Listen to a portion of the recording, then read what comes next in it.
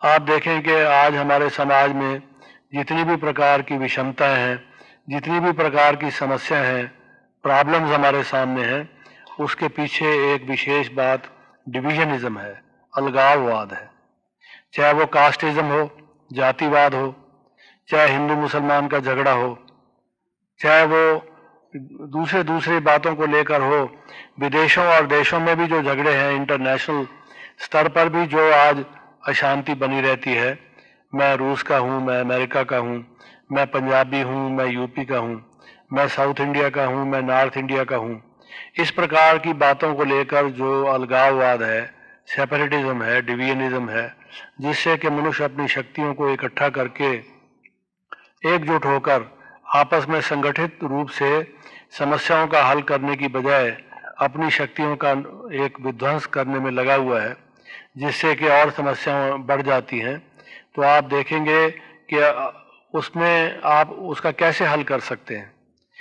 आप मनुष्यों को इकट्ठा एकजुट कैसे कर सकते हैं, उनमें यूनिटी कैसे ला सकते हैं। और अगर हम यूनिटी नहीं लाते, कोऑपरेशन नहीं लाते, आपस में स्नेह और प्रेम नहीं होता, आपस में लोग एक दूसरे के सहयोग भावना से कार्य नहीं करते, तो ये समस्याएं आप देखेंगे कि हल नहीं हो सकती। और उसका केवल एक ही उपाय है कि अगर हम जब तक अपने को शरीर माने रहेंगे, तो मैं साउथ इंडियन हूँ या नॉर्थ इंडियन हूँ, मैं ये भाषा बोलता हूँ या वो भाषा बोलता हूँ, मैं अमेरिकन हूँ या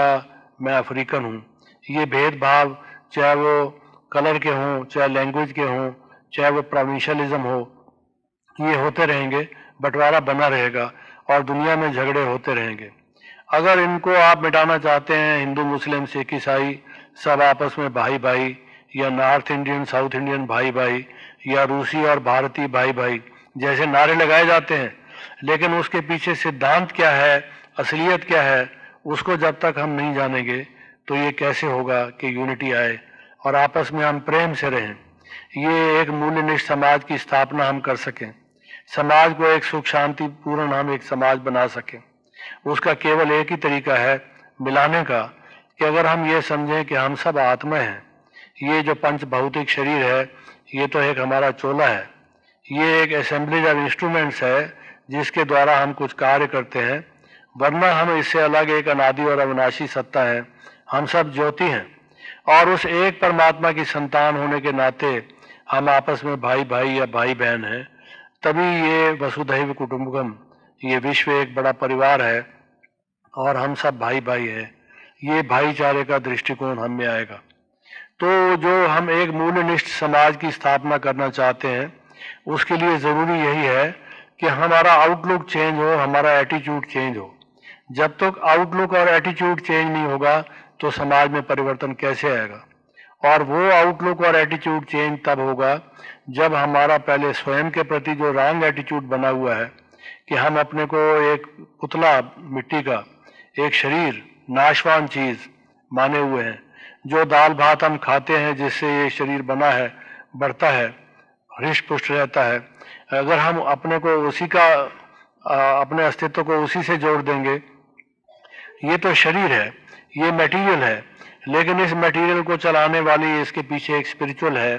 जो चेतन सत्ता है, जिसको हम कॉन्शियसनेस कहते हैं, जिसका अध्ययन साइकोलॉजी में, फिलॉसफी में और मेडिकल साइंसेज में होता है कि चेतनता क्या है, कॉन्शियसनेस क्या है, जो कि प्राथमिक रियलिटी है। अगर कॉन्शियसनेस ना हो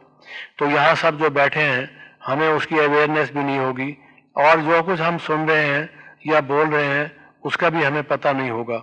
तो जितना भी अध्ययन हम करते हैं, जितने विषय हम अपने स्टडी में लाते हैं, आप ये देखेंगे कि उनके पीछे भी जो मूलभूत हमारी सत्ता है